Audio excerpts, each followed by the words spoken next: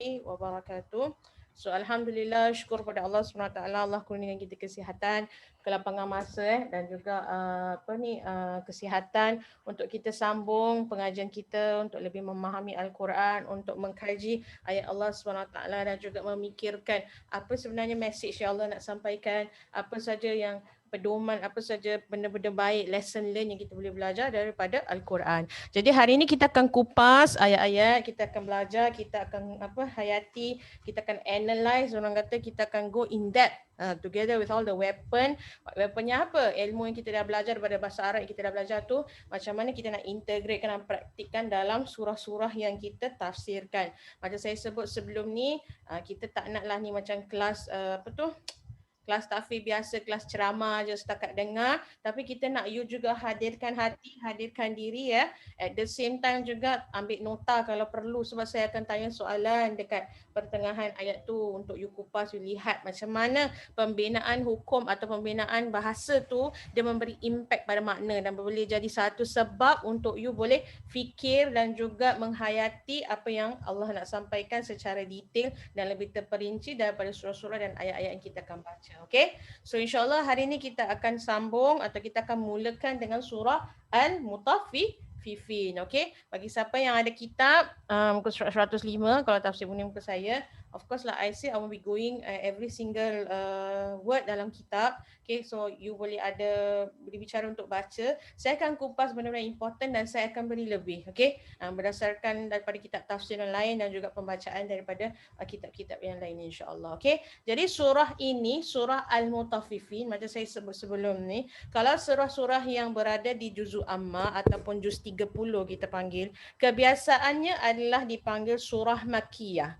Okay, so we have talk about Makkiyah and Madaniyah. Very simple. If you notice ya, pembelajaran kita very straightforward. The number is either 2, 3 or 4. Remember? 1, 2, 3, 4. Remember our phone number? 2, 3, 3, 3, 4, 3, 3, 1. Remember we talk that? Yes, okay. Siapa tak ingat boleh tengok balik. Jangan kata you je ada nombor telefon.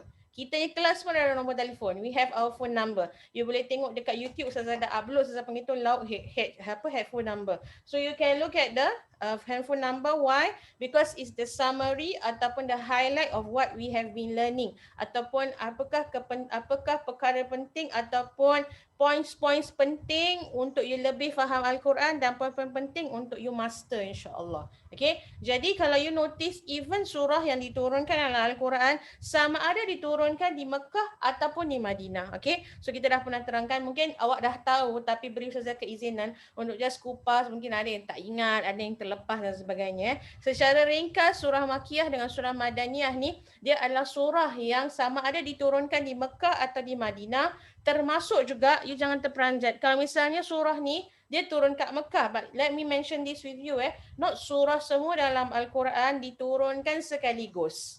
Get this fact right.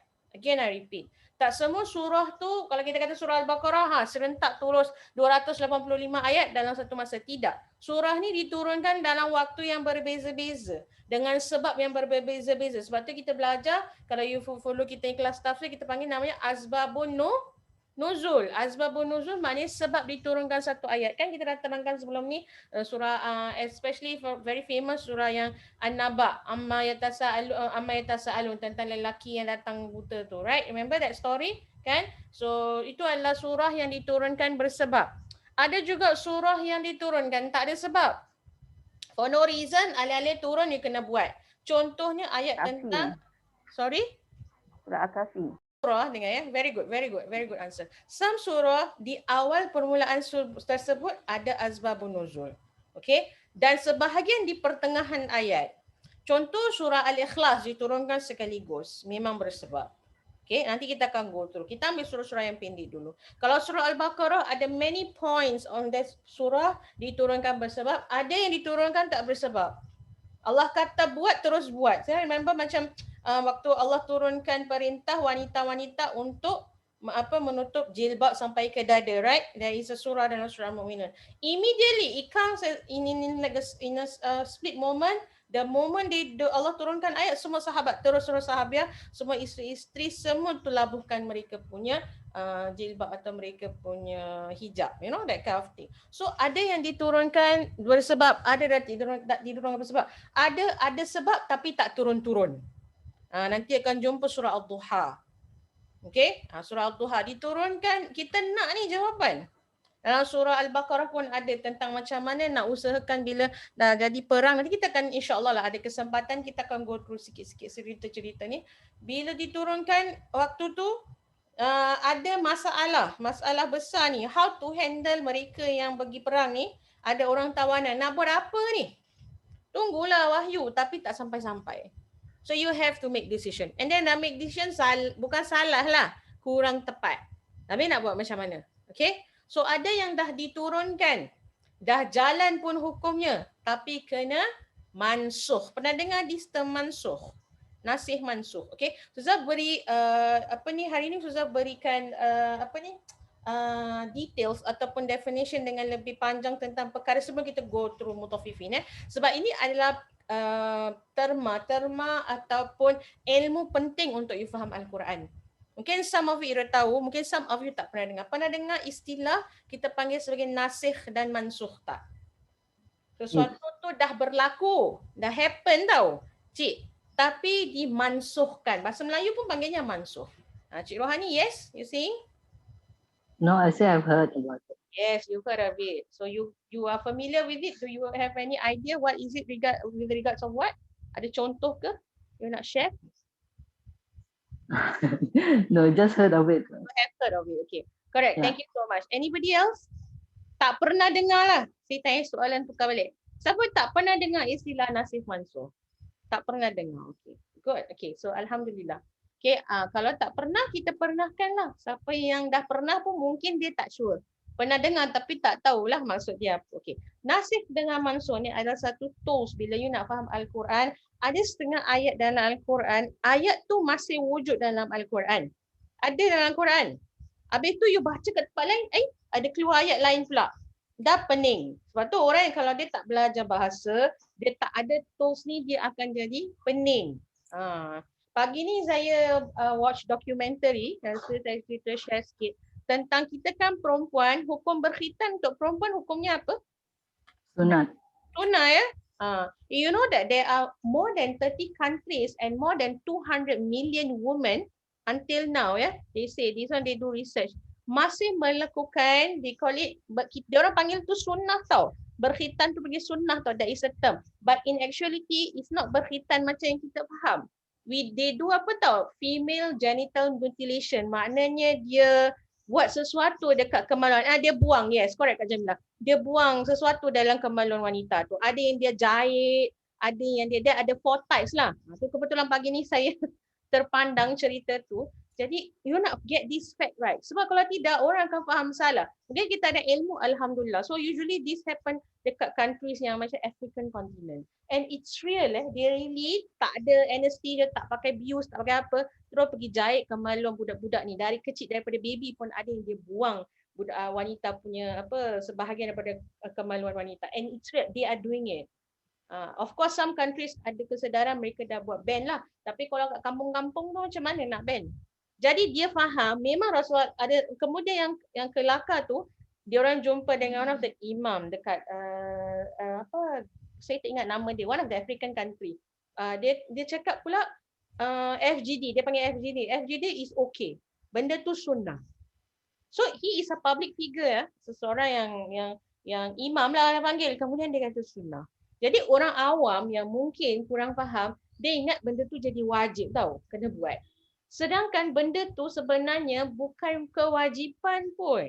Hanya sunat sahaja. Dan ke tahap mereka buat sampai menyukarkan budak-budak ni. They cannot even urinate, tak boleh nak buang air kecil. Kemudian masalah nak haid. And then tak ada rasa, maaf kata tak ada sexual pleasure. And then nak beranak, bersalin pun susah. Ada yang sampai mati. And diorang potong bukan macam sembarang potong cik. Ada yang pakai gelas kaca. Dia tak tahulah, pakai gelas tau dia potong.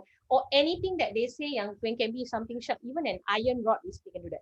So most of the girls ada yang meninggal dunia, waliyahzubillah. Sebab tu kena faham the correct knowledge. So kalau you tak faham, Itu yang bila orang tak faham bila baca Al-Quran, dia rasa macam ni lah. Mungkin wa'alaikumsalam, kan, kita tak naklah jadi orang yang bertanggungjawab menjadikan orang faham ilmu tu dan faham Islam salah. And of course yang datang aktivis yang cakap ni orang non-Muslim lah, yang usul partial Muslim, and dia cakap lah Allah tak suruh macam ni. Tapi wa'alaikumsalam orang yang apa tu, the main figure of the Islamic authority may be saying otherwise. Kita tak nak jadi orang. Jadi saya clarify. So if you notice dalam Al-Quran, kenapa saya share ni, ada satu ayat dalam surah Al-Baqarah berkenaan dengan iddah wanita kematian suami. Pernah dengar tak? Hukum asalnya, Cik Ina, siapa yang iddah kematian suami, iddahnya berapa tahun? Asalnya, kalau pernah dengar. 1 tahun je. 1 year. Kalau dia bila menjanda dalam keadaan usia yang agak matang, okeylah sikit setahun. Tapi kalau masih muda macam mana setahun? Jadi perkara tu berlaku bila hukum tu diturunkan and it's happening. Benda tu dijalankan. Tapi disebabkan masa bila berlakunya sesuatu, kemudian ada feedback, I believe ada feedback and things like that, maka diubah hukum tu. Bukan diubah sengaja-sengaja, bersebab kemudian datang ayat yang lain memansuhkan hukum yang pertama. Maka daripada hukum 1 tahun menjadi 4 bulan 10 hari. Dan ayat dia diabadikan dalam Al-Quran, ya. And this is just one example. In fact, ada hukum yang dimansuhkan, tak dibaca dan tak skrip. Tak in the Quran, tapi hukum dijalankan. Ada dia punya types lah. Ada different types. Tapi ni contoh supaya saya nak you faham. Jadi let's say lah in the future you baca Al-Quran, kemudian you tengok, ada hukum macam ni, sedangkan yang dijalankan macam ni. So there are possibilities, ya. Just to give you an idea, there are possibilities, kemungkinan hukum yang you baca tu berkemungkinan satu hukum yang telah dimansuhkan. Faham, ya? Perkataan bahasa Melayu pun mansuh. Okay? So ini adalah sedikit tools untuk you faham Al-Quran dengan lebih baik. Kita panggil ilmu ni ada ilmu ulumul Quran. Kalau pernah dengar. Tools, ulum. Ulum tu maknanya knowledge. Okay? Tools. Apa tools, ya? Alat-alat macam mana nak faham Al-Quran. Ulumul Quran. Okay? One of the topic is nasiah mansuh, like I mentioned. The other one is makiyah madaniyah. Not just because of where it's situated atau kat mana diturunkan, tapi also based on dia punya length of the ayat. Ayat tu panjang ke pendek, dia punya penggunaan perkataan, apa yang nak disampaikan. So those are also some of the criteria ataupun yang menjadi pembentukan atau sebab satu ayat tu dipanggil makiyah ataupun madaniyah. Okay? So surah ni ada 36 ayat. Okay? And dipanggil sebagai mutaffifin, yang bermaksud orang-orang yang menipu dalam timbangan. Okay? So we're going to go deep into this. Kerana surah ni dimulakan dengan wailul lil mutaffifin alladzina idza iktalu 'alan nasi yastawfun. Okay? So maksudnya orang yang menipu dalam sukatan timbangan, sama ada dengan menambahkan sekiranya mereka menerima sesuatu. Maksudnya macam ni. Sama ada, kita akan kupas lebih lanjut. Maksudnya dia tak honest lah dalam dia memberikan yang sepatutnya. Orang dia suka, dia bagi lebih. Orang dia tak suka, dia bagi kurang, macam tu misalnya. Okay? Jadi ini adalah sesuatu perkataan yang sangat keras. Nanti kita akan lihat dengan lebih lanjut. Kemudian Allah sebut dalam Imam pengarang buku ni, Dr. Wahab beritahu apakah kaitan surah ni dan surah sebelumnya. Okay? So basically kalau you notice, surah ni kedua-duanya menerangkan tentang keadaan manusia dan kewujudan. Okay? Ketulinan dan kepastian berlakunya hari kiamat.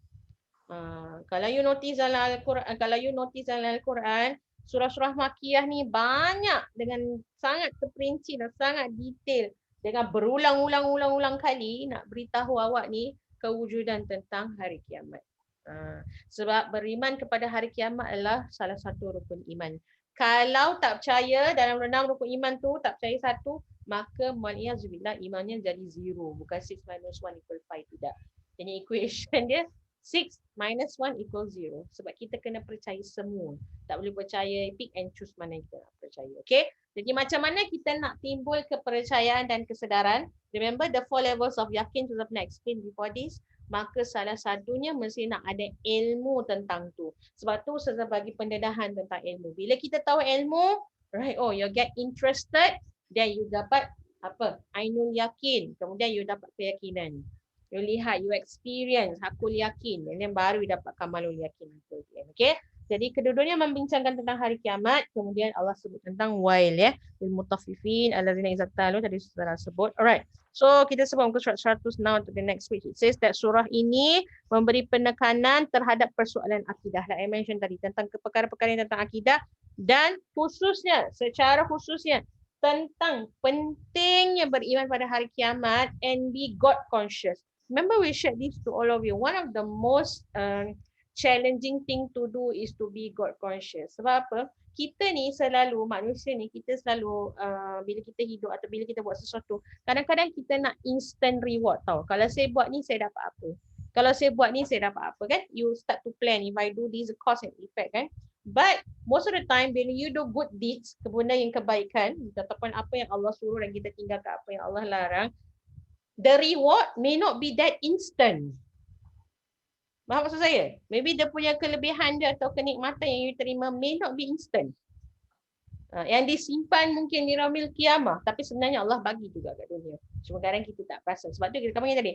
Kalau you God conscious, kalau you jadi seorang yang peka atau aware dengan adanya wujudnya Allah, maka istilah tentang adanya pahala ke, adanya reward ke, ada balasan ke, ada good deeds ke, ada karma, whatever they call it lah ya.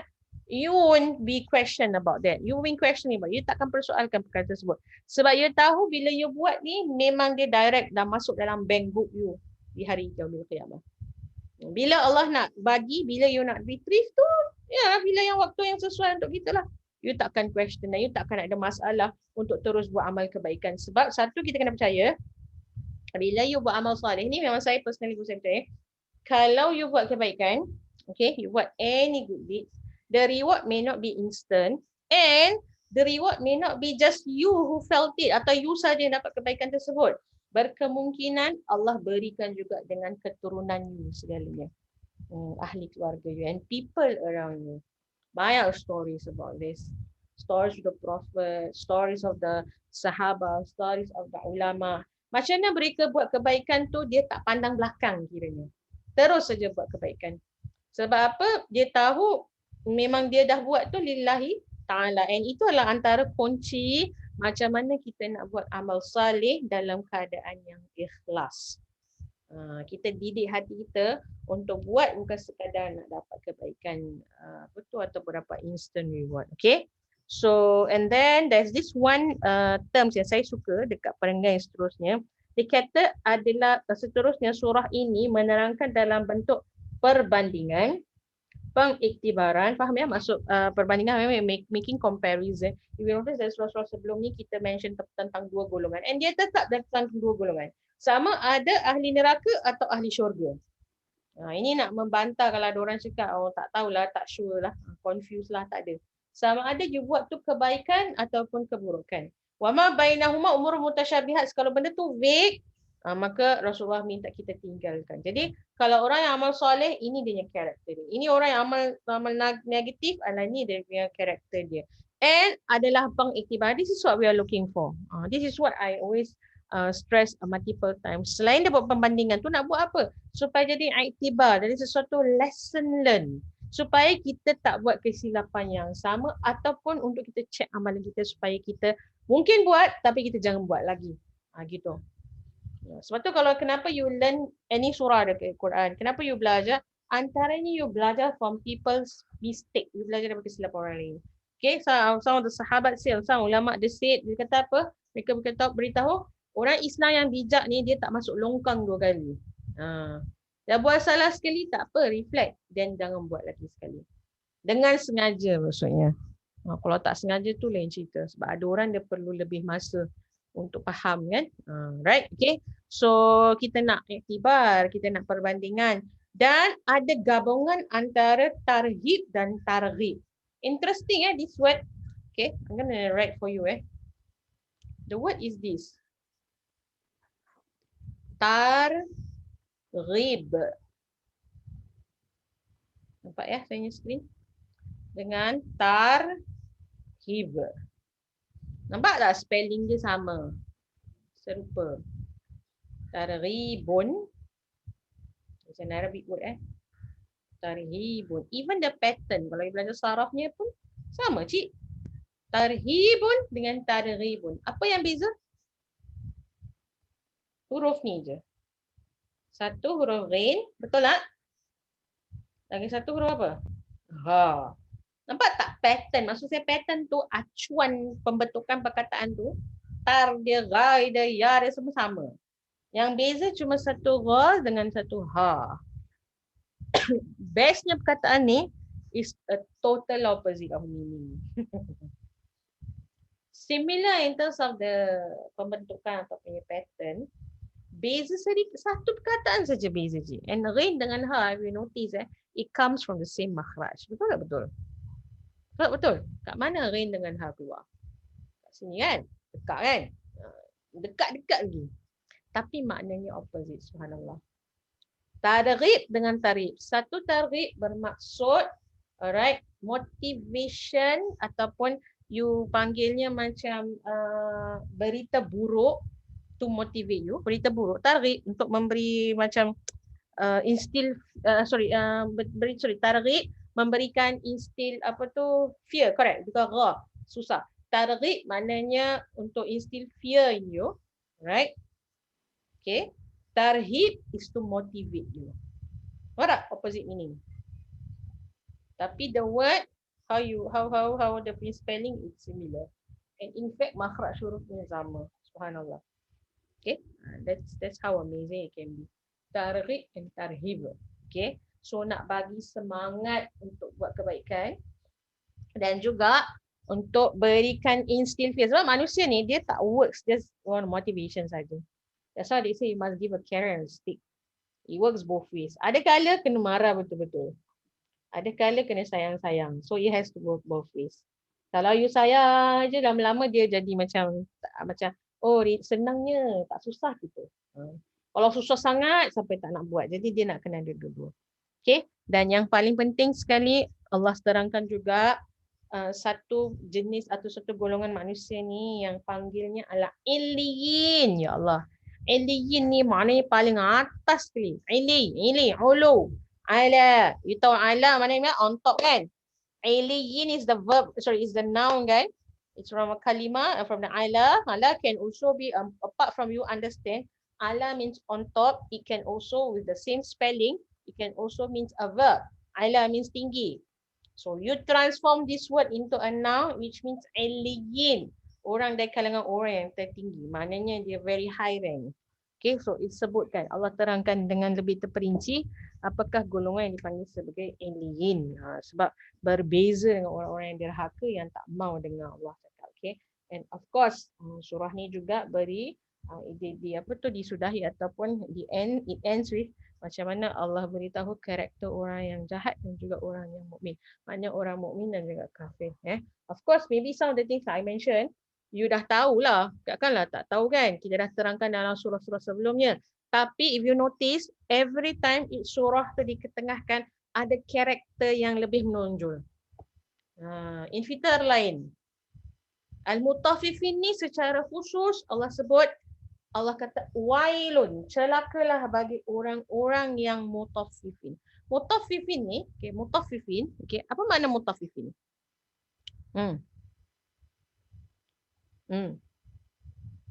Anyway, what's the meaning of mutaffifin? I tahu dekat dalam dictionary ni.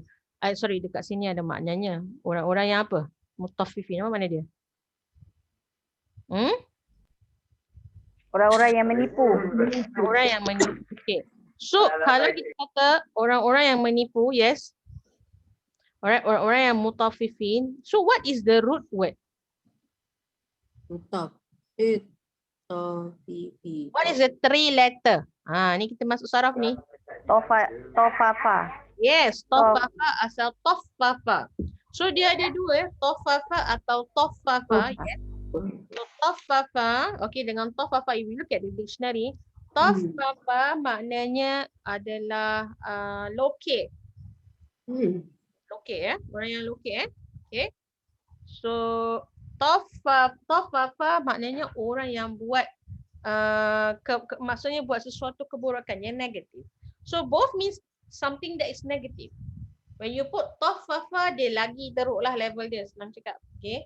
So tafafa ni maknanya orang yang buat negatif. Of course bila you baca dalam surah ni, dia kata orang yang ada yang kata orang yang menipu dalam timbangan lah apa. Sebelum you explain maksud yang dimaksudkan dalam ayat ni orang yang menipu dalam timbangan, perkataan secara bahasa perkataan tafafa atau tafafa tu adalah orang yang bakhil, orang yang menipu, orang yang buat kemungkaran, orang yang orang yang dia tak mau jujur dengan keadaan. Istilahnya. Jadi saya nak you buka Ibn Minda ya. Sebab nanti kalau baca ni, oh ini untuk orang yang businessman je. Saya tak business, so tak kena dengan saya. Okay, that is semua kita walaupun Allah sebut tentang orang yang dalam timbangan, orang kata ni ayat untuk businessman aja, tidak. Sebenarnya ayat ni pun ditujukan kepada kita juga. Dari bahagian mana? Itu kita nak tengok. Okay, now before I go in the meaning, wailul lil mutaffifin. Soalan pertama saya. Jumlah ni, okay, dia wailul lil mutaffifin, of course it's not kalimah lah. Is it murakab ataupun jumlah? Sila jawab.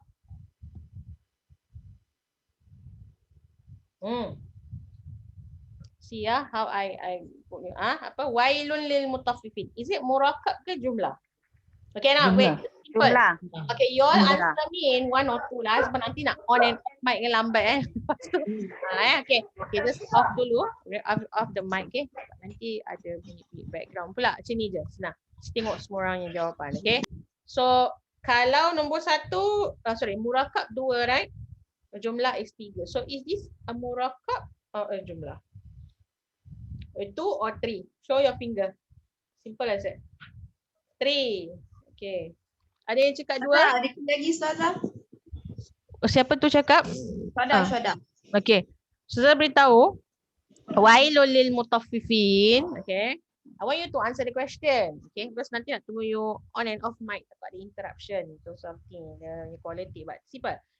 Ini adalah, of course, obviously, remember I said when you see a kalimah in Arab, in any language, or especially Arabic language, we watch Quran, senang je.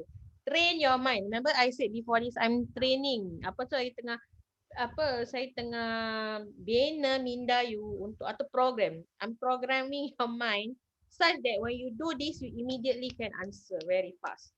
So when you can do this very fast, it will assist you in understanding the words better. Okay, so you have to train your mind. At the first glance, when you see something saja, 1, 2, 3, 1, 2, 3, 1, 2, 3. Saya repeat ni many times. Jadi, saya nak you train your mind. When you see this ayah, 1, 2, 3, wailul lil mutaffifin, soalan saya, adakah dia murakab ataupun jumlah? Nombor 2 atau nombor 3? Show me your hand. I want to see your hands. I want to make sure you understand this. Cik Sofia, it is murakab ke jumlah? You said murakab. Malong? Tu tunjuk tangan. 2 ke 3? 2. Okay. 3. Cik Rohani? Cik Mina. Okay. Alright. Good. Okay. Syuhada said 2. Okay. Good. There are some people who said 2, ada cakap 3. Okay. Saya jawab 3. Dah yang nombor 2 tanya lah. Mana dah tahu saya nampak 1-2 perkataan saja kat situ. Mana lagi 1 perkataan Cik Suryati? Saya tanya. Cik Suryati unmute. Unmute sayang. Ayat yang pertama je. Ayat yang pertama, wailul lil mutaffifi, itu murakab ke jumlah cik? You jawab 3 kan tadi? You say it's a jumlah, yes? Correct not Cik Ti? Tadi saya tampak Cik Ti tunjuk 3. Ya. Okay, so saya tanya awak, mana kalau jumlah ke dia mesti 3 perkataan dan lebih, betul tak? Okay, where is the second and third letter? Ataupun give me the kita pecahkan perkataan tersebut. Lil tu, lil. Very good, excellent. Okay, I'm gonna show on screen in case some of you tak nampak. Saya akan share saya screen tengok sini So ini adalah 1, 2, 3 row. Saya cakap ni adalah benda yang asas sekali boleh nampak. Any lines, any ayat, anything. You have to be very clear about this. Okay. Remember the phone number that we did last week kan? 3342331, right? So hari ni kita tengok 1, 2, 3 rows. Okay. So what's the ayat? The first one. Wailun. Okay. Oops. Lil mutaffifin. Betul? Okay. mutaffifin. Okay. So wailun lil mutaffifin. Betul tak ni? So now, saya mention tadi ada dua benda yang saya dah go through tadi. Yang pertama saya sebut apa?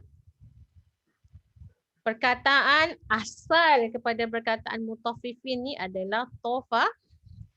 Okay. So sama ada tofafa atau tofafa. This is the root word. I'm training you to also identify root word. Because kita belajar sorof kan. Sorof is actually from 3 basic word we diversify. So this one we diversify because this is isim fa'il. You dah belajar sebelum ni, but we will go through again. So wailun lil mutaffifin.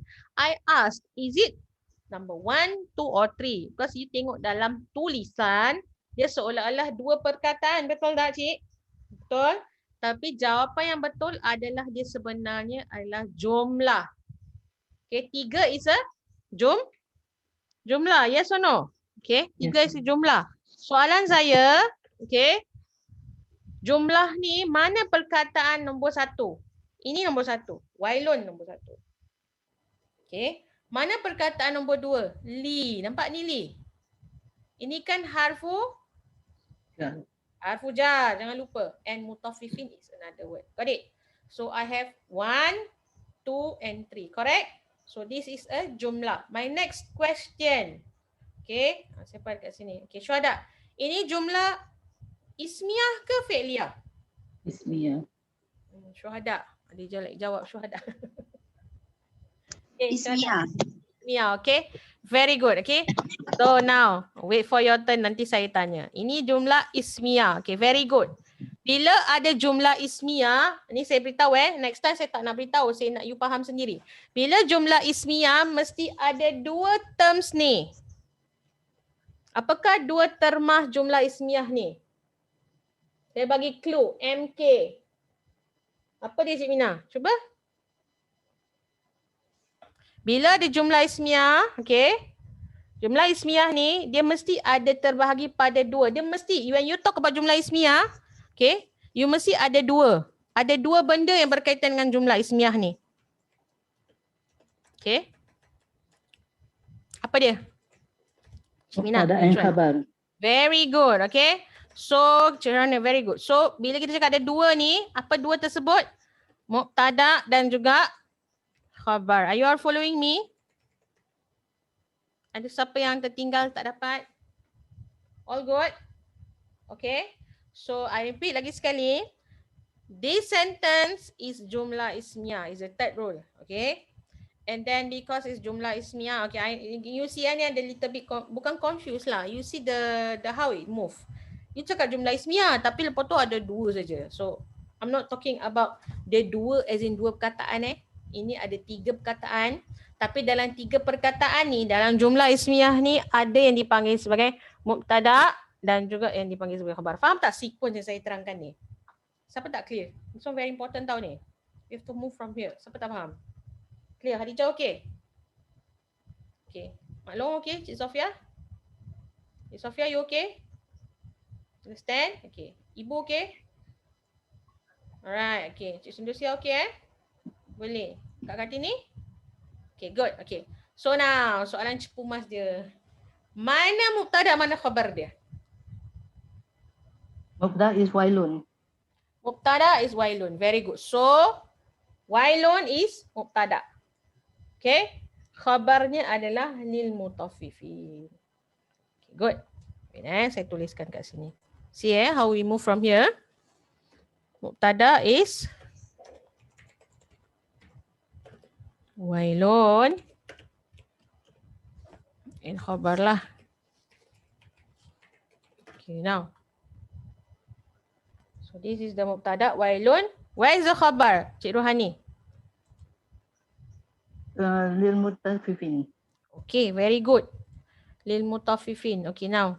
Sekarang wailun ni, dia jenis yang nombor berapa? Kita belajar ni. Which type of it? Which type of mubtada? We just learn the last session. Number 1, number 2, number 3, number 4, number 5. Ada 9 types of mubtada, yes? Nombor 1. Nombor 1 tu apa? Awak tulis nombor 1. Kak Kartini tunjuk nombor 1. Tu saya tanya nombor 1 tu apa? Isim khas bukan? Isim khas. Okay. Okay, ada jawapan lain? Lupa nama Ustazah. Saya tahu dia betul kata nama, tapi kata nama ada banyak jenis dalam Arabic. Ada 9 kan? Ada kata nama khas, Ada 9. kata nama orang, kata bukan nama. So sekarang saya tanya, wailun ni dia jenis yang mana? Ibu kata nombor 1, Ya, kata bukan. nama. What is the terms? Sekejap What is the term? Isim khas, okay? Ibu cakap tadi isim khas. Ada yang jawapan lain? Let's try this, please try it out. If you don't follow with me, nanti we will, it's not easy for you to move forward. Because this ayat ada banyak mubtada khabar. Bukan huruf plus fi'il ada juga. Cantik. Okay, the huruf. I'm not talking about the khabar yet. Give me a moment. Saya cakap wailun ni, tengok soalan saya. Saya tanya soalan wailun ni, ingat tak lagi mubtada khabar, sayang-sayang semua? Saya tak ingat je ni. Saya buka. Saya nak kena copy kat sini lah.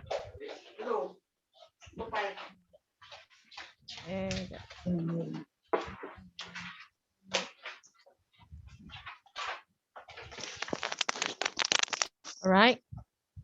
Okay. Okay, come. Ni kat sini sekejap.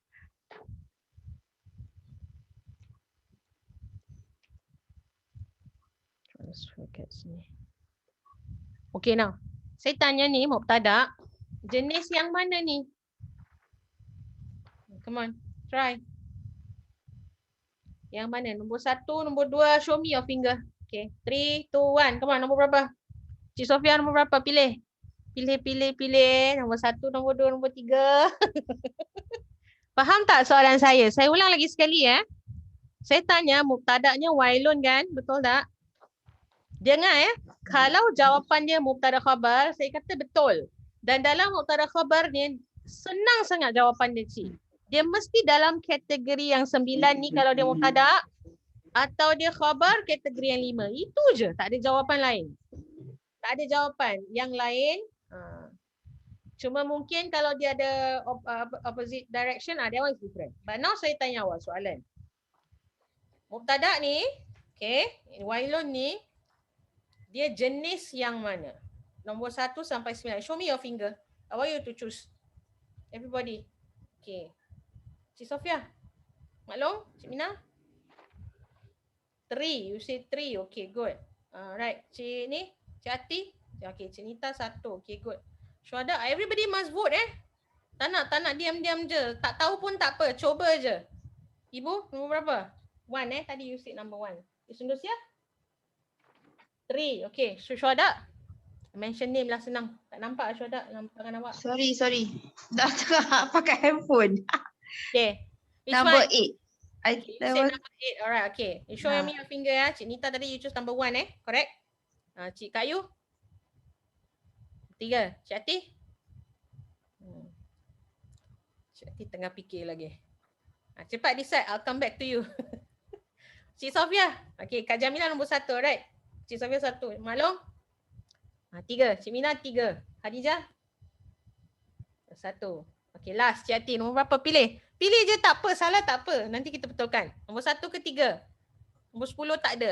3. Right. Okay. So Alhamdulillah. Jawapan yang tepat. Nanti saya buat quiz bagus Orang kasih buat ini. Nanti I should do that Make a quiz. Suruh you all type. That would be nice. Okay. So this answer. Jawapan dia lah. Jadi ada sikit. Boleh hadiah coklat aja boleh. Coklat. Mulai. Kak Siti. Nombor berapa? 3. Okay. Kak Kartini tadi you pilih nombor berapa? 3. 1. Okay. Jawapan yang tepat adalah nombor 1. Okay. Tangan coklat. Marham. Okay, nanti claim coklat Okay, anyway. Kenapa nombor 1 bukan nombor 3? Dah pula Ustazah ni. Spesifik. Nombor 3 spesifik. Ya, kata Yes. Nanti satu-satu jawab. Saya tahu ada banyak muskil dah tiba. Alright, siapa tadi? Cik Mina dulu. isim khas tu untuk yang nama je. Okay, baik. You keliru bahagian tu. Okay, we put on hold question dia. Put on hold. Nama Siapa tadi panggil nama saya lagi? Ibu You cakap apa tadi? Nama salah satu nama neraka bukan? Okay, excellent. That is the answer.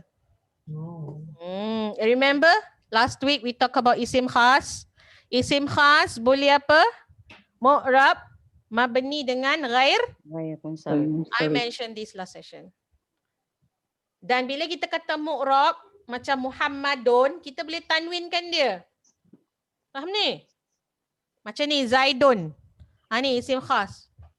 Mubtada isim khas last week. Zaidun. Qaimun. Mu'rab. Muhammadun. Qaimun. Okey Cik Sundusia? Boleh? Siapa tadi lagi jawab nombor 3? Cik Sofia jawab betul tadi. Maklum tengok, kalau dia Zaidun, Muhammadun, apa lagi? Apa ya lagi nama? Muawiyatun. Muawiyah tak boleh, sorry. Apa tu? Apa lagi nama yang boleh tanwin? Muhammadun, Zaidun, Karimun, yes, okay. All these names is called mu'rab. Nama yang boleh because mu'rab clue dia kalau misalnya saya tak faham lah perkataan mu'rab mabni dengan susah nak ingat lah. Banyak terma nak ingat. Nampak ni saya kasih clue. Nampak perkataan Arab. Ni pun dapat ilham tadi tu sekejap. Nampak perkataan Arab? Mana mu'rab from the word Arab, and these names are Arab names. Isim khas tadi yang saya sebut tadi tu, dia mesti nama orang. Ingat tak saya cakap tadi? Bukan nama tempat ke, nama sekolah ke, bukan. Itu dah jadi idofah. Masjidun Nabawi, tu Masjid Nabawi. Betul, dia nama masjid. Tapi diidofahkan, Masjidnya Nabawi. Isim khas ni betul-betul nama orang. I think one of your class tanya, Ustazah, nama binatang boleh tak? Saya kata kalau nama binatang tu Python al-besala, itu boleh. Mana kalau ada nama khas, betul-betul nama, you know some animals they have a specific name like Tyrannosaurus ke Tyrannosaurus ke, saya tak tahulah nama. Kalau nama betul-betul macam tu, yes. Tapi kalau in general you just say dia dinosaur ke apa ke, no. That is called isim ma'rifah already. I know this will come to a point that you will get confusion between number 1 and number 3. This is very common. So now get this right. Isim ma'rifah dia tak boleh mabni dan dia tak boleh ghair munsharif. Because mabni and ghair munsharif cannot receive alif lam. For those of you who answer number 3, please take note. This is a very important point. Isim ma'rifah only receive alif lam on isim mu'rab sahaja. Okay, sebab itu kenapa Ustazah nak sibuk pula nak explain isim khas dan ma'rifat? Sebab kalau you tengok maknanya adalah while celaka, betul tak? Sebab itu jangan silap atau jangan rasa confuse kalau orang panggil ada namanya neraka while. Sebab while tu selain maknanya celaka, dia juga bermaksud salah satu nama neraka. Faham ni? Faham ni? And kenapa salah satunya dia adalah Arabic word and it's in it's in if you think about it, it's in nakira. Nakira maknanya dia dalam tanwin kan, without alif lam kan. Sebab neraka ni dia punya keadaan dia tak ada orang tahu. Dia punya keadaan siksa dia waliya. Ya billah, sangat luar biasa. You cannot think about it. See? So wailun and it's a mu'rab. Now I mention again, isim khas, okay, dia boleh dalam kategori mu'rab, mabni ataupun ghair munsharif. So, meaning to say, kan saya dah hantar gambar ni, bolehlah print, bolehlah pandang-pandang. Saya beritahu one of the class, I said, all the notes yang saya hantar on your WhatsApp group, I send you photos. Like I used to give you all on some attachment things like that. I know this phone is easier. What you can do is, Cik, all this gambar atau all this nota saya, you perasan saya buat nota on the go tau. Sambil you buat sampai saya aja saya explain. Walaupun kita ada nota, our official letter, our official nota, notes, but we give you. What you can do is this.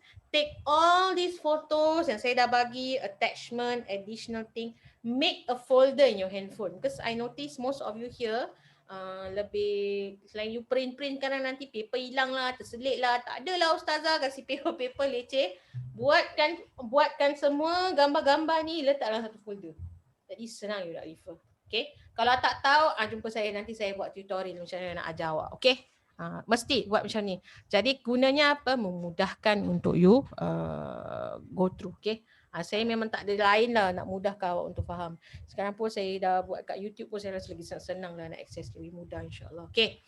Now, so where we come just now, Asyik isim khas boleh mu'rab, mabni misalnya contoh Musa, and ghair munsharif adalah Qatadah dan sebagainya. Okay, so we talk about it. Alright. So wailun lil mutaffifin. Now, where is the khabar lil mutaffifin? Betul tak? Okay, saya tahu saya belum go through in detail, but kita dah belajar sebelum ni. Apakah jenis khabarnya? Nombor 1, 2, 3 atau 4 atau 5? Make a guess. Atau berdasarkan contoh di hadapan ni, which one is the khabar? Which type? Number 5, okay. Cik Sofia, everybody give me a number. Show me your finger. Okay, Khadijah 5, okay.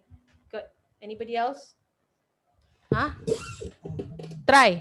Tak nampak? Apa dia Cik Sofia? Tak dengar? Ulang balik. Okay, soalan saya, ini mutaffifin ni khabarnya, betul tak? La aisid, ismiyah, mubtada hanya boleh dalam 9 jenis je. Tak ada jawapan lain. Sama juga macam khabar, jawapannya hanya nombor 1, 2, 3, 4 dan 5.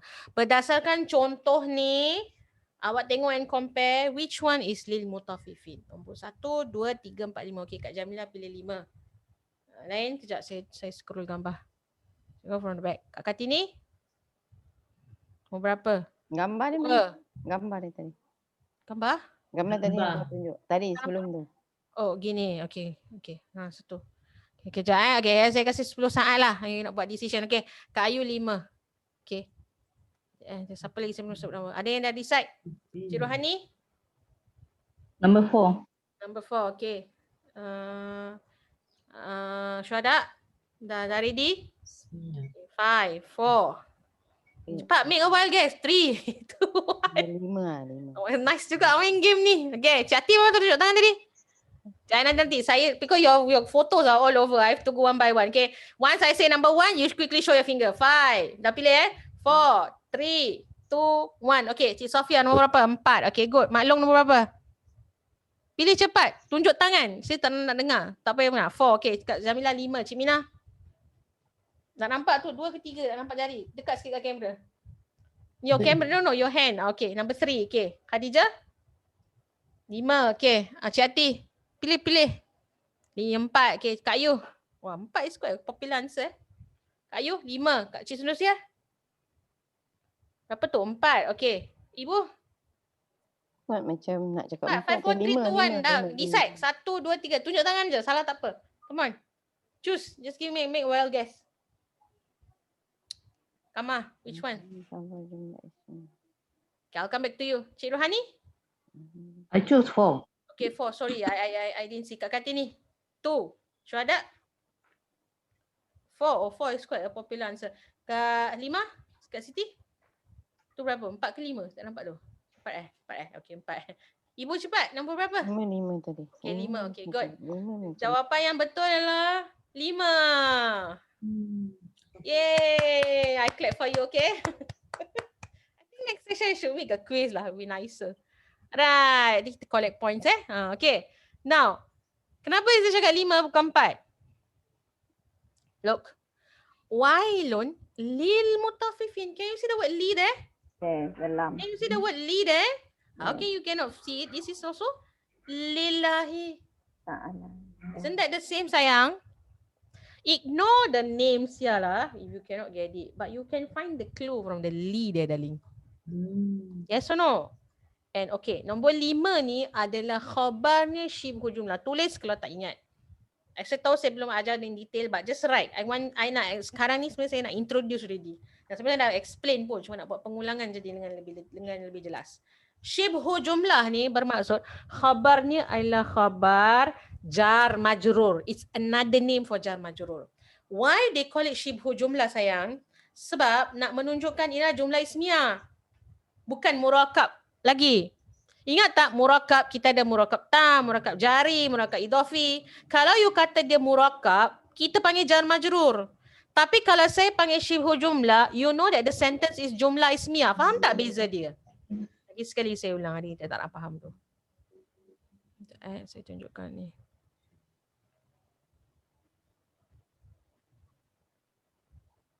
It's just a term that is different.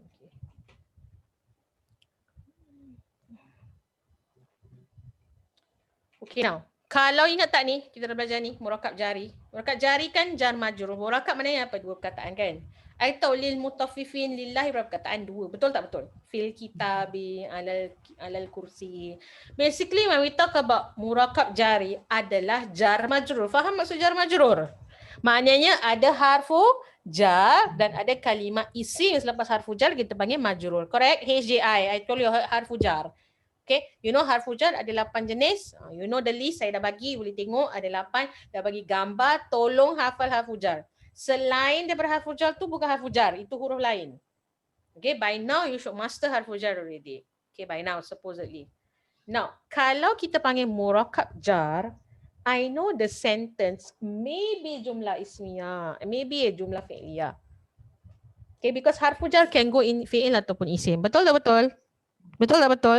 Tapi kalau saya gunakan termai lebih terperinci namanya syibhu jumlah. Bentuknya sama cik Kalau murakab jari, dia harfu jar majrur kan? Kalau you tengok syibhu jumlah, jawapan dia, bukankah dia juga jar majrur? Yes or no? Kan? Jar majrur kan? Tapi kerana nak menunjukkan yang saya sampaikan sekarang ni adalah jumlah ismiyah yang dipanggil sebagai khabar, maka termanya menjadi lebih terperinci, kita panggil dia syibhu jumlah. Faham ni? Okay. So whenever you have jar majrur in a jumlah ismiyah and it's a khabar, it's called syibhu jumlah. Do you understand this? Siapa tak faham? Clear? Sekejap, I go one Kak, round. tanya sikit boleh? Boleh. Sebab dia jadi shibu tu kerana ada lil tu. Yes. Li tu, li tu. It can be anything. Misalnya you can say misalnya al-kitabu alal kursi, al-kitabu. Okay. You can have anything. Ini yang berbentuk Yes, this is just an example. Macam ni kan wailun lil mutaffifin kan? Wailnya tu adalah lil mutaffifin. Lil mutaffifin tu adalah li harfu jar, maka mutaffifin tu adalah jar majrur. And you know, kenapa Ustazah ni mutaffifin? Pasal ni jamak muzakkar salim tu pakai ya nun lah kan? Kita dah belajar ni GQ dia jamak. That's why I'm using ya nun. Don't say tak ada baris bawah apa Ustazah. Jangan cakap sebaris lagi Ini i'rab huruf. Don't tell me about the baris. This one is very obvious because it's a baris. Yes? Okay.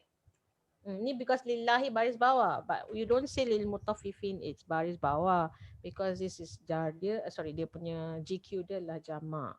Okay, so where was I just now? So syibhu jumlah ni all the types of khabar that is form, maksudnya kita buatkan syibhu jumlah ni ataupun khabar syibhu jumlah ni kerana perkataan tu adalah jar dan majrur. Kenapa nak kena belajar jar majrur Apa fungsi jar majrur? Saya dah beritahu ni berulang kali. Cuba. Apa sebabnya? Kak Ayu buka-buka mulut. Apa dia? Jawab. Kesinambungan.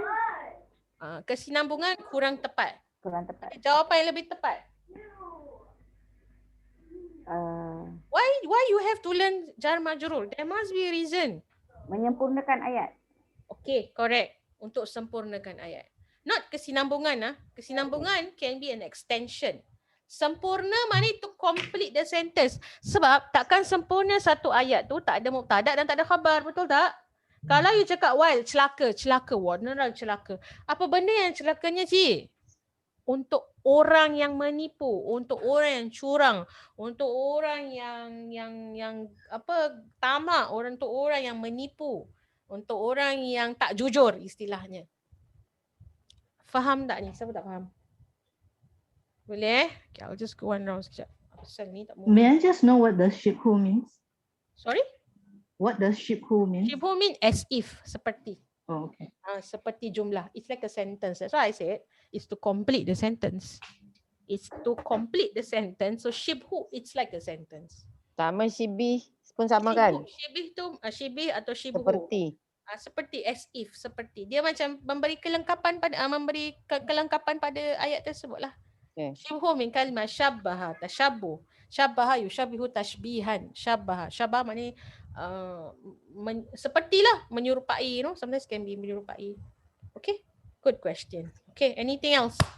Anybody else? Kalau nak cakap unmute je. Okay, tak ada.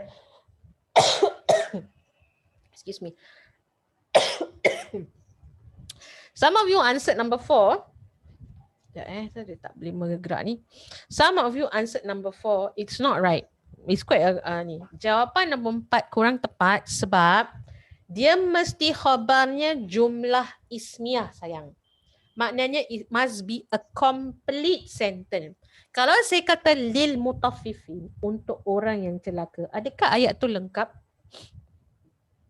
Untuk orang tanpa yang jawapan lain you just lillahi bagi Allah. Bagi orang yang celaka. Bagi orang yang menipu. Ayat tu, message tu lengkap tak cik? Tak. Tapi kalau khabar tu adalah jumlah ismiyah. Misalnya lah, letaklah Okay, misalnya dalam ni kan. Beza yang atas ni dengan yang bawah adalah ni. Okay, hari ni saya explainkan sekali lah. Ini, kalau saya buang ni, Abu Hutajir. Bapanya adalah peniaga. Lengkap tak ayat tersebut? Lengkap. His father is a businessman. So it's understood. However, if I've removed lillahi to Allah. Bendanya untuk Allah. I mean, I know you are saying something, but is it a complete sentence here? Adakah tu jumlah yang tidak? Tapi kalau saya tambah Hashim, Abu Hutajir, it just elongate. Kira berberi lagi makna yang lebih mendalam lah. Hashim, bapaknya adalah seorang peniaga. Macam tu. Hashim, his father is a businessman like that. Okay, that is the major difference between number 4 and number 5. Okay, this is also very common, people make mistake. Okay. Sorry, Ustazah. Yes, saya. Yang nombor 5 tu, is lillahi ta'ala ke alhamdulillah? Alhamdulillah. Oh, okay. Kalau you say ta'ala, let's say you say ta'ala, you what was your question? No, because just now you mentioned about lillah. I thought it's lillah, it's not alhamdulillah. Oh, lillahi just this part. I was talking about this part saja tadi. Okay. If it's just this part saja, cik, this is not a complete sentence yet. Without the alhamdu. So I need the alhamdu. That's why number 5 beza dia dengan number 4. Number 5 is partially complete the sentence. But number 4, even if I remove the mubtada, this itself is already a complete sentence. That is a difference. Okay? Alright. Anything else on here? We will go through this in detail nanti next session. Okay? Saya sengaja tanya soalan ni sebab nak you lebih faham. Ya, Cik Mina nak tanya. Boleh, silakan. Okay, ya betulkan betulkan kesilapan yang Cik Mina faham lah dari pandangan Cik Mina yang ayat ni kan. Alif lam tu sama kan, alif lam khabar. Yang dahalu tu kan mutatafifin tu kan dia jamak kan. Pandangan Cik Mina tu macam yang ini kan macam huma kan. Berdua orang kan. Jamak. That's why Cik Mina pilih ayat ni. Jadi kesalahan Cik Mina tu apa nak cakap Kenapa you buat silapan tersebut? Yes. Okay. Lil pertamanya silapnya, lam tu adakah dia harfu jar? Oh, bukan. It is harfu jar, Cik Mina. Dia bukan alif lamnya. Oh, saya faham. Lil mutafifin ni sebenarnya kalau you pisahkan, okay, go another slide.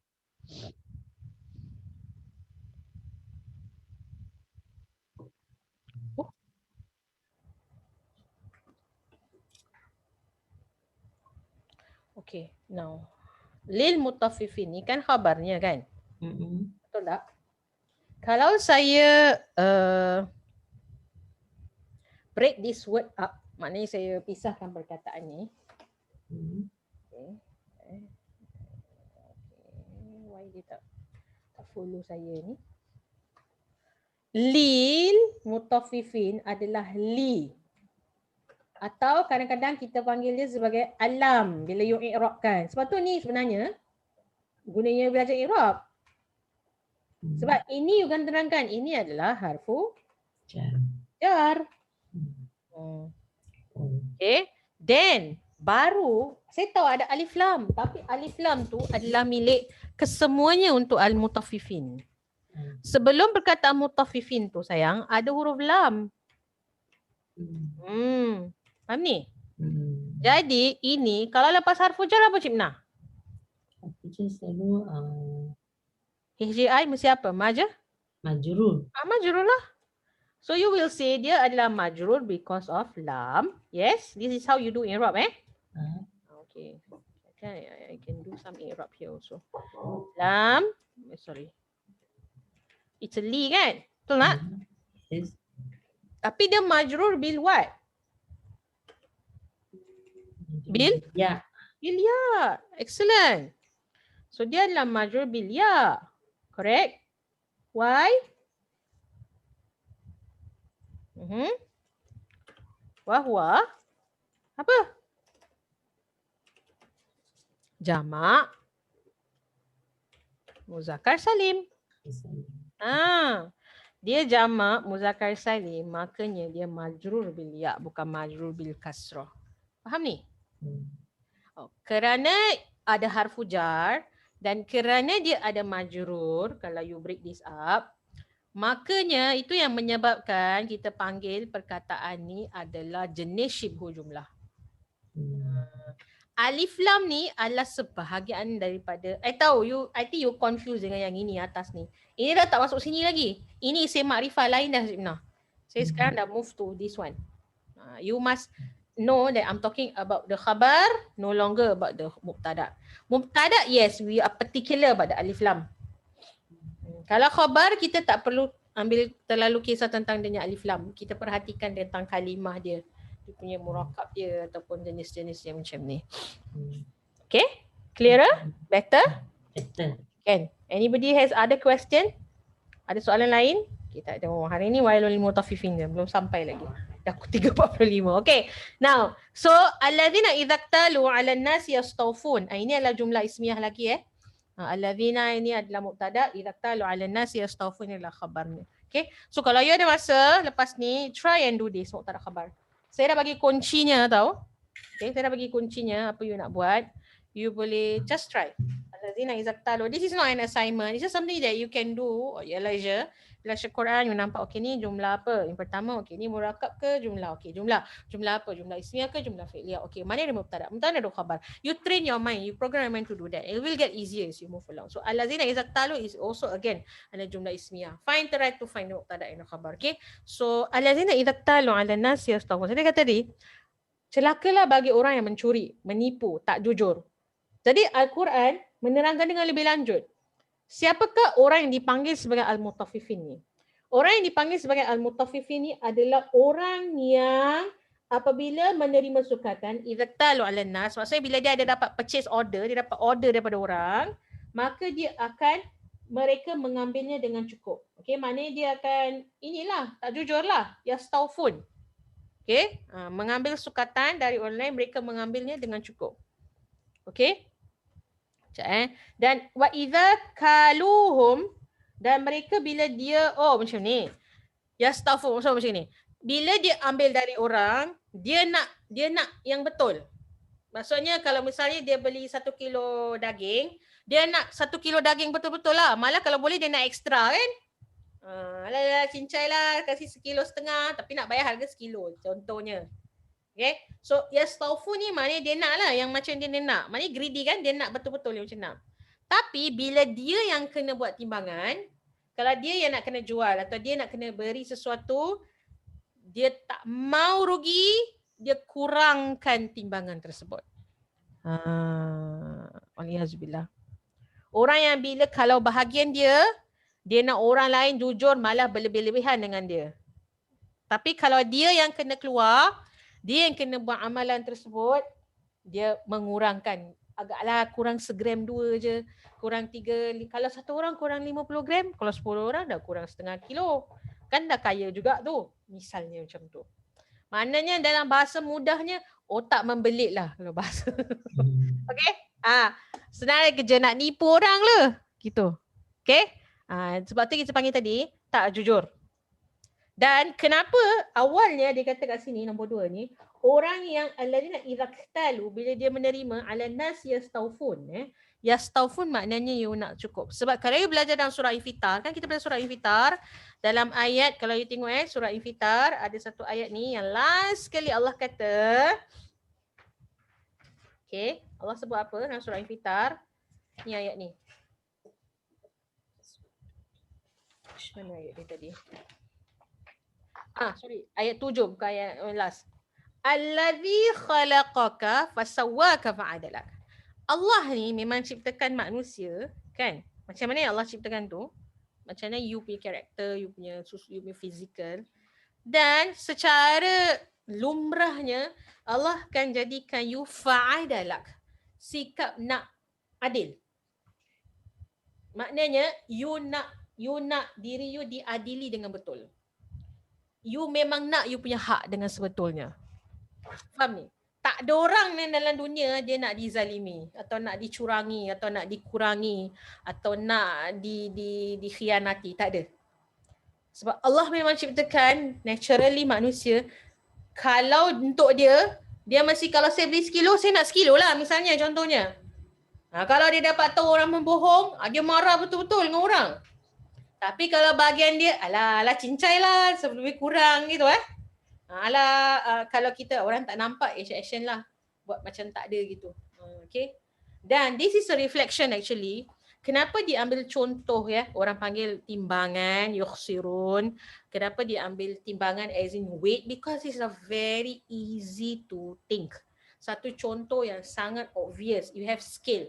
Kenapa kalau orang cakap ni nanti ada sebab turun ayat dan sebagainya. Nanti kita explain tuan-tu. But so nak you big figure, I want you to picture this. Kenapa orang cakap ni macam ayat untuk orang bisnes lah. Maksudnya kita kalau cakap timbang je, orang ingat orang pergi pasar je. Betul tak? Senang kan? Sebab apa? It's very obvious. You're playing with numbers. I know if I want 1 kilo of meat means I have to give 1 kilo. Not bedek-bedek, you know? Kan? Kalau boleh kita nak lebih. Tapi dalam waktu yang sama sebenarnya ayat ni juga memberi implikasi maksud juga bahawa bila kita berurusan, berbisnes dengan orang lain, bila kita berurusan dengan orang lain, mesti ada sikap jujur dan amanah. Dan bila kita bekerja tu, tak boleh ada sifat nak menipu. Walaupun tenaga kita. Sebab tu saya baca tadi kitab, dia kata apa? Kalau kita kerja dengan orang, kalau waktu sekian-sekian lah. Jangan kurang. Kalau memang kita janjikan macam tu lah kita berikan. Sebab apa? Ditakuti wal'iyadzubillah, kita dimasukkan dalam golongan kita lah. Seseorang tu digolongkan wal'iyadzubillah, kita tak mau digolongkan dalam orang yang lil mutaffifin wal'iyadzubillah. So meaning when you understand what mutaffifin is not just orang yang dah running business saja. Kita yang deal dengan manusia ni pun, biar orang ibaratnya selalu kan orang cakap apa? Biar bagi lebih, jangan bagi kurang. Katakan tadi, kalau kita buat lebih kebaikan, you akan dapat manfaat dia. Pasti you akan dapat kebaikan dia. Jangan berkira nak buat kelebihan boleh. Malah lagi, nanti orang baca hadis lagi, Rasulullah lagi suka kita galakkan lebih-lebih lagi. Kenapa kat sini dia pakai idhaqtalu, dia pakai timbangan betul-betul, dia give a picture about orang yang berniaga sebab senang. But at the same time, termasuk kita yang buat urusan pekerjaan yang selain-lainnya, kalau boleh kita buat lebih, jangan kurang. Okay? Masuk masa ke apa? Apa dia, Cik? Termasuk masa. Masa, yes. Correct. Termasuk masa sekali. Amanah lah dari segi masa. Amanah, kita cakap tadi amanah masa. Sebab tu amanah masa, amanah kerja, amanah yang apa yang kita dah diamanahkan tu kita mesti buat lebih. Jadi saya ni ambil kesempatan ni juga nak juga minta halal apa yang you dah bagi rezeki kat saya. Saya juga usaha sedaya upaya untuk bagi amanah yang saya dah bagikan. Kalau ada tak puas hati, baik tuntut sekarang. Saya tak nak jadi orang yang jadi orang wali'azbillah, tak mau. Okay, kalau ada tak puas hati, beritahu awal. Nanti kita akan buat apa yang kita boleh buat. Okay, tapi memang kalau on my part, I try to give my best. In fact, kalau orang kata belajar bahasa Arab je. Tapi saya memang nak bagi lebih. Saya ajar you ilmu tafsir. Kalau you tengok saya belajar ulum Quran. Saya ajar you tentang other things also. Sebab saya rasa ilmu tu kita, apa yang kita buat ni mesti nak buat kebaikan yang berlebihan. Dan tak nak jadi macam ni. Lepas tu bila saya baca tafsir, kitab tafsir dari pagi, masa saya seramlah sendiri. Memang ulama' pun bila baca, ada story. Waktu ulama' kalau dia tengok kita punya Imam Salafus Salih, mereka kalau bahagian tentang amanah ni sangat prihatin.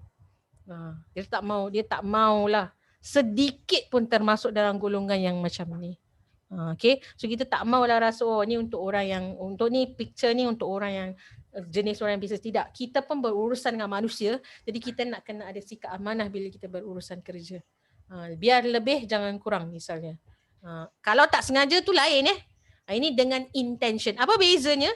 Bezanya orang yang mutaffifin ni, dia dengan intention memang nak menipu. Waliyahzubillah. Dan Allah tanya, ala yadhunnu ulaika annahum mab'utsun, Allah kata. Tak rasa ke? Yadhunnu, ingat dhanna? Perkataan dhanna, kan dhanna? Dia fikir, dia rasa, dan dia dhanna dengan syakka ni kan kita dah pernah explain sebelum ni. Syakka ni dia 50-50, dhanna is 70-30. Dia percayalah tapi macam tak percaya sangat gitu.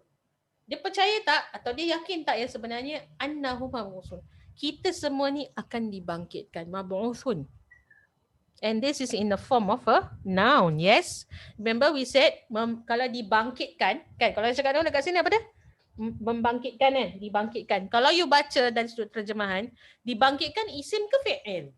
Nombor 1 ke 2, isim ke fi'il? The meaning. Verb kan? Fi'il ya, correct. But if you notice here, this word, kalimah ni in Arabic is in a form of isim. Why? We mentioned this before. Kalau verb, dia ada time limit. Kalau isim, dia tak kira bila-bila masa saja you boleh dibangkitkan kalau bila sampai hari kiamat. Ya tak ya? Tu bezanya kenapa setengah ayat digunakan secara detail. Nampak yang atas ni, yastaufun, yukhsirun, gunakan fi'il mudhari', betul tak? Because it's ongoing, they are doing, you know. Waliyahzubillah.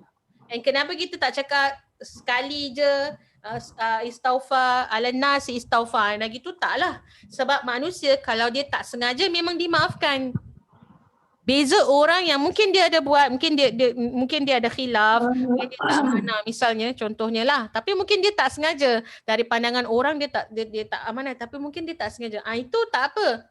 Bukan tak apa-apalah, you kena minta maaf dengan orang yang tu, tapi you, mungkin Allah akan pelihara you daripada, bukan you, Allah pelihara orang ni daripada digolongkan daripada orang mutafifin.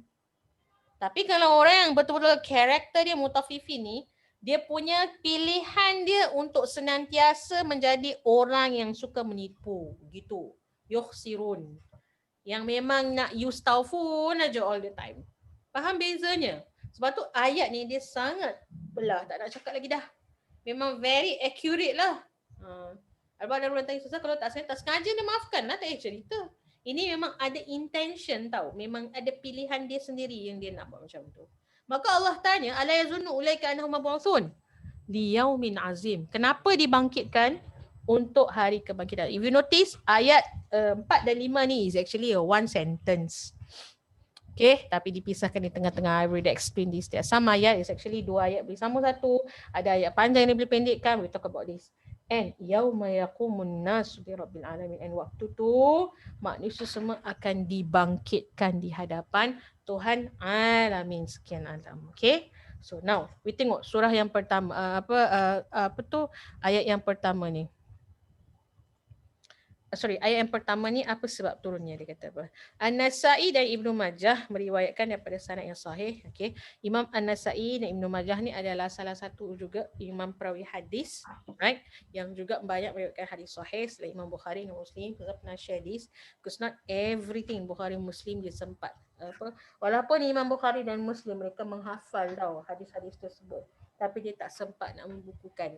Jadi siapa yang datang membukukan, all these ulama melengkapkan kerja Bukhari dan juga Imam Muslim. Dia kata apa? Daripada Ibnu Abbas berkata, ketika Nabi SAW datang ke Madinah, penduduk-penduduknya merupakan orang yang paling kuat menipu dalam sukatan. Memang tak pelik lah. Okay? Sebab kalau orang kat Madinah tu banyak orang Yahudi kan. Jadi orang Yahudi ni dia tak generalize lah, tapi based on what we understand, based on the stories, you will notice that mereka ni ada sikap-sikap tertentu yang negatif lah. Kalau you tengok Bani Israel kan dia berulang-ulang kali dia buat kemungkaran gitu. Okay. Jadi waktu Rasulullah sampai kat Madinah, memang biasa orang menipu dalam sukatan. Maka turunlah ayat ni, wailul lil mutaffifin. Surah ni memang diturunkan bersebab karakternya orang yang menipu dalam bisnes. Tapi ulama beritahu, it's not just one kind of business. Because every day in our life, we are dealing with human, yes? So when we are dealing with human, we are running a business also. So you tak mau jadi orang yang macam tu. Kita tak mau jadi macam tu. Maka Rasulullah kata, selepas itu mereka pun menimbang dengan betul-betul lepas diturunkan ayat ni. Al-Sudi berkata, di Madinah pada masa itu ada seorang lelaki yang dinamakan sebagai Abu Juhaina. Dia mempunyai 2 penyukat, iaitu dia menerima sesuatu, nampak? Dia tipu kan? Bila dia terima, dia gunakan timbangan yang tepat. Tapi kalau dia nak bagi, dia bagi yang kurang tepat. Maka turunlah ayat ni dan ia adalah surah terakhir yang diturunkan di Madinah. Oleh itu, mengikut Ibn Mas'ud, Abu Darda Al-Muqatil ini semua adalah imam hadis. Kata surah ini dipanggil surah Makkiyah. Like I mentioned before this, surah Makkiyah Madaniyah, there are some criteria that makes it surah Makkiyah Madaniyah, whether in terms of location. So you've noticed this surah, kan? Dia location turun kat Madinah, kan dia cerita kan? Ceritanya berlaku kat Madinah, tapi dipanggil surah Makkiyah. Kenapa? So dia sebab dia. Okay, sebab apa diturunkan walaupun waktu tu, okay, waktu tu diturunkan selepas Rasulullah berhijrah. So meaning to say, Madaniyah Makkiyah ni is not something yang fixed because of location saja. Sometimes it's because of the duration, the time that diturunkan Mekah ke Madinah dan sebagainya. Al-Muhim, dia bukan jadi perbincangan yang besar. Although ada kepentingan untuk belajar ni sebab especially untuk perkara-perkara yang berkaitan hukum. Kalau macam gini-gini tak sangat, bukan tak sangat tak important. Dia ada keperluan tapi dia tak macam ayat-ayat hukum yang you akan perlu nak bagi jawapan halal haram dan sebagainya. Yang ini confirm haram, tak payah explain lagi. So it's very important for you to know if you want to decide the hukum.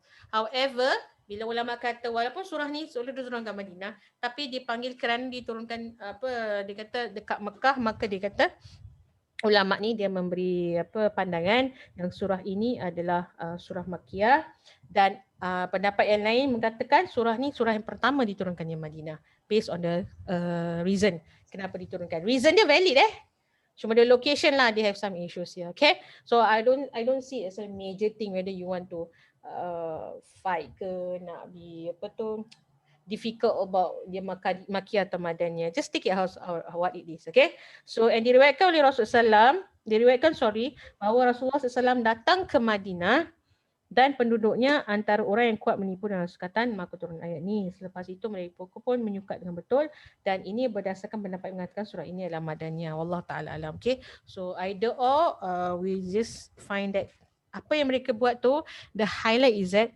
apa yang mereka buat tu adalah perkara yang tak betul. Okay, now tentang perkataan mutaffif ini, okay, kalau you tengok dekat perenggan yang bawah tu, okay, ada juga dia explain at-tafif atau at-tatfif ataupun perkataan tafafa, maksudnya apa? Mengambil faedah dengan kadar yang sedikit ketika melakukan timbangan dan sukatan. Al-mutaffifin ialah orang yang mengurangkan hak seseorang dalam menipu dengan menipu dalam sukatan dan timbangan.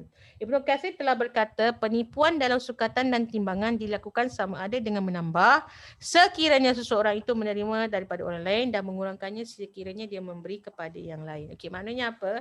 Kalau kawan dia suka, dia bagi lebih sebab kawan dia kan atau dapat special gift ke, special apa ke, nak in a way like you are bribing lah. That one also tak boleh. Okay, kalau you for ni intention yang lain tau. Kalau you want to give as a gift is different beza kan. Sebab tu ada orang dia menghalalkan bribing.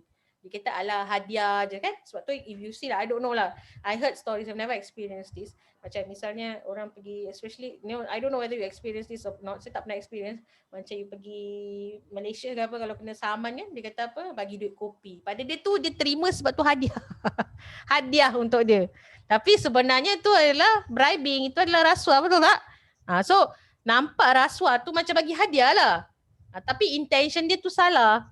Kalau hadiah kita bagi orang tanpa ada intention apa-apa, memang nak bagi hadiah, nak suka ke orang tu, tahadau tahabau, sebab tu intention very important. Tapi kalau orang yang beri hadiah dengan sebab tertentu nak apa-apa, itu jadi rasuah. Itu beza dia hadiah dengan rasuah, cik. Sebab tu kat sini dia kata, by the way, kalau you buat, kalau orang tak suka, memang orang biasa yang tak kenal you bedek-bedek, atau orang you suka ni, you bagi extra sebab you nak dapat imbalan, memang ada intention untuk dapat sesuatu yang lebih besar daripada tu, maka hukum tu of course is haram. Okay, like I mention tadi, mutaffaf atau tafafa maknanya dia greedy, dia ada rasa apa tu? Apa greedy? Rasa tamak lah, dia nak yang dia punya benefits tu lebih saja in any way. Okay, so tafafa maknanya greedy, buat sesuatu yang indecent, benda yang keji lah, yang memang Allah tak suka. Okay, so maka orang-orang ni maka dipanggil dalam keadaan yang dirugikan dan dibinasakan. Wa'niyazbillah, kita panggil sebagai sukatan. And in fact, kalau you notice perkara yang berkaitan dengan sukatan timbangan ni is nothing new. Maksudnya bukan sesuatu yang berlaku zaman Rasulullah saja. Dah pernah berlaku di zaman Nabi lain. Dan in fact sekarang pun ada orang buat macam tu. Betul tak? Mesti ada orang tipu punya lah kan. I don't know. Last time I saw dekat media orang jual air zam-zam tapi sebenarnya air pahit. Those kind of things. Right? Ada orang yang fikir secara creatively nak menipu orang. So saya kata tadi, jangan ingat orang yang bernipu tu bisnes. You fikir yang ada timbangan aja. Tidak. Apa saja usaha yang berkaitan dengan amanah yang diberikan, anything that you exchange yang memang value tu, you kena buat dengan sesungguhnya dengan amanah. Dan memang dia dah sebut dalam surah-surah lain sekalipun cerita tentang Nabi Syuaib alaihissalatu wassalam. Macam mana mereka, kaum Nabi Syuaib alaihissalatu wassalam, mereka ni dibinasakan sebab buat sama juga. Sebab apa? Tipu dalam timbangan. Kan saya share dengan you masa saya pernah ziarah makam Nabi Syuaib. Tahu makam Nabi Syuaib kat mana? Dia dekat satu tempat ni namanya Madian. And Madian ni kat Jordan. Okay, saya pernah pergi. Makam dia memang besar lah. Namun rasanya orangnya tinggi besar. And do you know that Nabi Syuaib ni adalah bapa mertua kepada Nabi Musa AS. Tahu tak? And if you notice, ada beberapa Nabi yang hidup sezaman. Begini So how amazing is this? Kita kan tahu ada lebih 114,000. This may be an exact number, maybe not. But this is what mentioned and scripted. Ada 114,000 Nabi. Beza tahu Nabi dengan Rasul kenal Nabi ni maknanya memang Allah pilih turunkan wahyu tapi dia tak diamanahkan ataupun bukan tak cakap tak payah kongsi, maknanya dia tak payah keluar tau. Dia tak payah jadi ambassador, tak payah jadi the first person yang mesti jumpa orang-orang besar, mesti jumpa the mass to say about Islam. So Nabi is like that. Kalau Rasul ni ada 313, dia memang Allah perintahkan dia untuk keluar dari tempat dia untuk pergi berhijrah ataupun nak kena buat untuk amal untuk orang panggil orang amal dakwah, dia nak kena keluar jumpa orang. Jadi kalau you notice, kalau you fikir balik, waktu zaman Nabi Musa AS, dia sezaman dengan beberapa Nabi. Pertama asisten dia siapa? Nabi Allah Harun kan. Ada kata tu sepupu dia lah, ada ulama kata tu adik dia lah. Tak kira lah Nabi Allah Harun tu dia punya assistant lah. Yang second in command lah lepas Nabi Allah Ibrahim. Nabi Allah Musa AS. Dalam waktu yang sama Nabi Musa AS berdakwah di sekitar situ kan dengan kaum Bani Israel. Dengan the major kaum Bani Israel. Nabi Allah Syuaib pun berdakwah juga. And dia adalah Nabi. Dalam waktu yang sama yang pernah jumpa dengan Nabi Musa, bapak mentua dah kata. Kan cerita yang dia suruh kerja kan. Dia nak suruh kahwin kan ada cerita tu. Kalau ada masa kita cerita lain kali. Dia nak kahwin, sebelum dia kahwin dengan anak Nabi Syuaib, Nabi Musa kena kerja dulu. 10 tahun Sanggup itu dengan mahar dia. Okay. So to cut it short the story. So ada beberapa Nabi. Nabi Allah Khidir pun zaman Nabi Musa AS. I don't know. I always feel that kalau satu keadaan tu di mana diturunkan Nabi banyaknya dalam satu yang sama. Nabi Muhammad diturunkan waktu di Mekah Madinah. Satu je mana ada asisten. Hebatnya Nabi Muhammad SAW. Dan itu juga kehaibatan umat Nabi Muhammad SAW. Sebab tu umat Nabi Muhammad yang pertama sekali Allah hisab. Kita lah ni. Kalau nak tunggu daripada you bayangkan daripada Nabi Adam AS sampai orang yang terakhir dalam kiamah nanti. Agaknya berapa banyak manusia hidup? Boleh terkira tak? Kalau you tak dapat privilege jadi orang yang pertama, waliyazbillah, mestilah sesengsara kan? Tapi Allah bagi kenikmatan dan kelebihan umat Nabi Muhammad. I mean, I can say maybe kita ni lebih senang dan dengar kata lah. Ini buat saya cakap. Nabi kata, he is so amazed. He love us even before dia jumpa kita. Sebab dia kata, how can these people love me and believe in me even though he has not seen me? Kita tak pernah jumpa Nabi Muhammad kan, tapi kita percaya Nabi Muhammad, kita sayang Nabi Muhammad kan. It's that amazing. Itu kekuatan iman.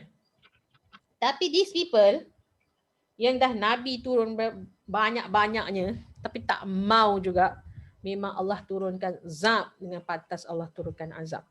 Kan? Itu adalah kaum Nabi Syuaib alaihissalatu wassalam antaranya.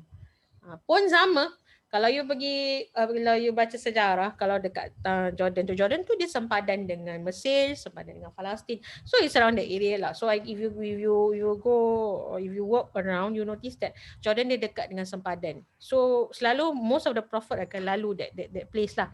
So kalau you tengok Nabi Shu'aib, kalau you tengok Jordan, dia tak ada natural resources tau macam Singapore. They don't have it. They rely on the human resources most of the time. And you could belajar sejarah sejarah Jordan pun is very unique.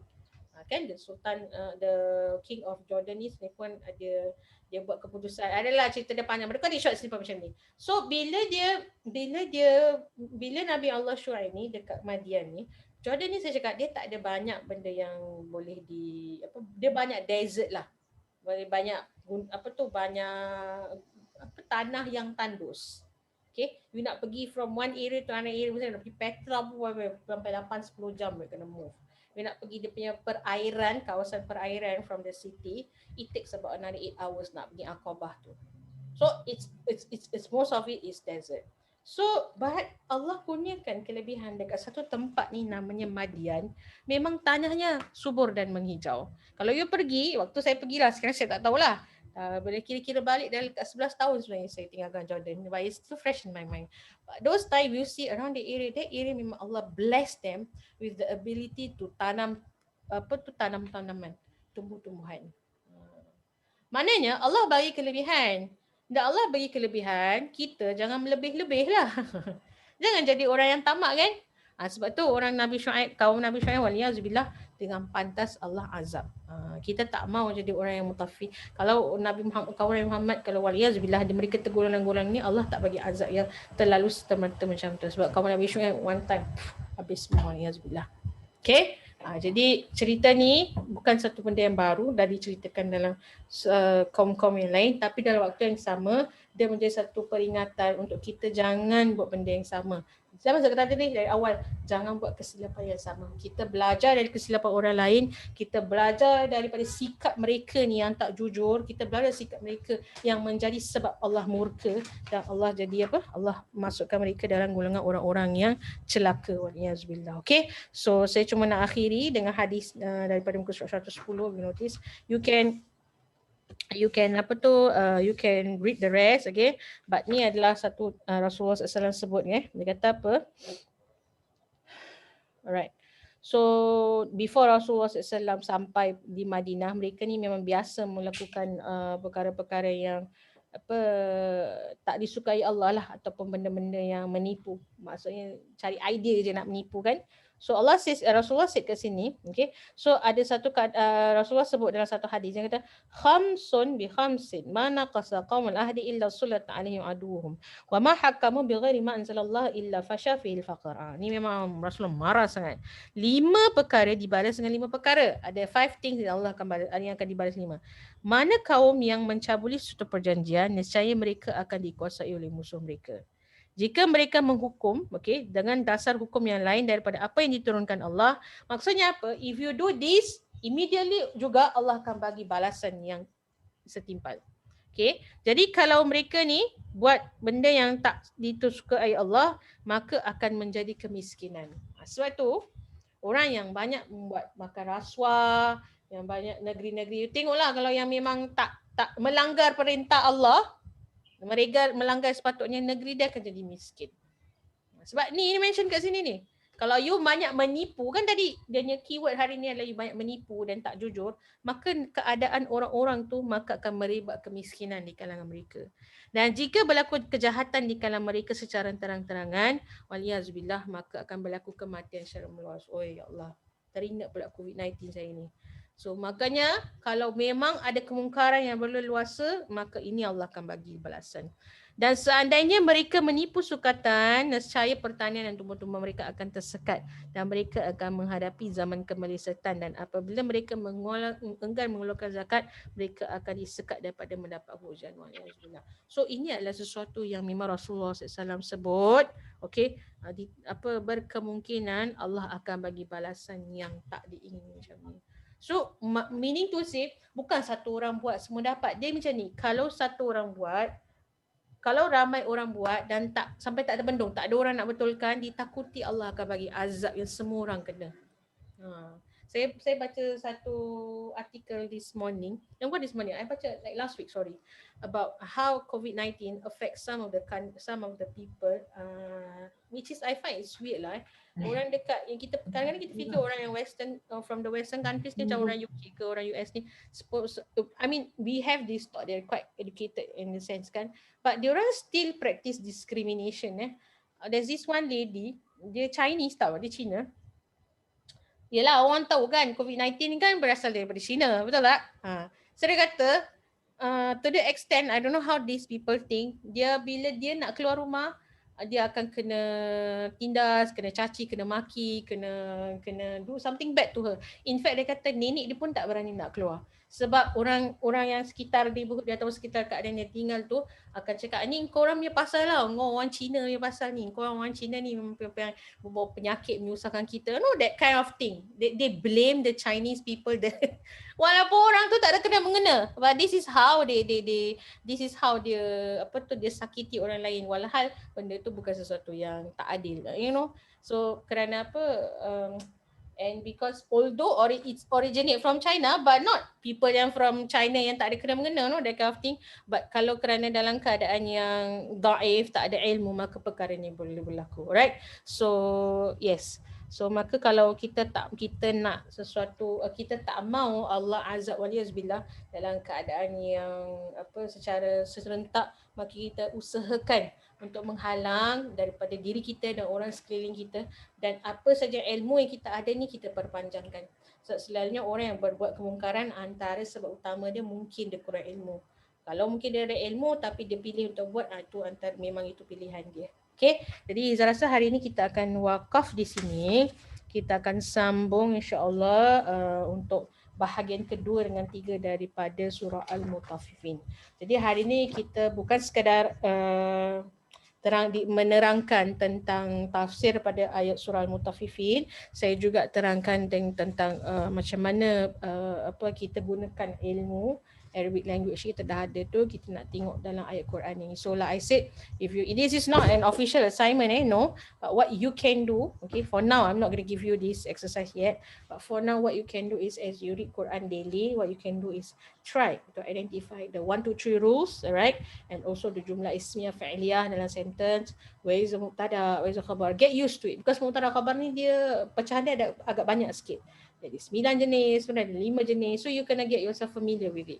As you get yourself familiar with it, insya-Allah benda tu come naturally and dia akan jadi lebih mudah untuk you ingat dan untuk you jadi amalan yang mudah lah untuk you buat perkara tersebut. Okay? Boleh? Alright, so I think I will pause here. Wassallallahu ala sayyidina Muhammadin wa ala alihi wasallam. Bifadli subhana rabbika rabbil izzati amma yasifun. Wassalamun ala mursalina.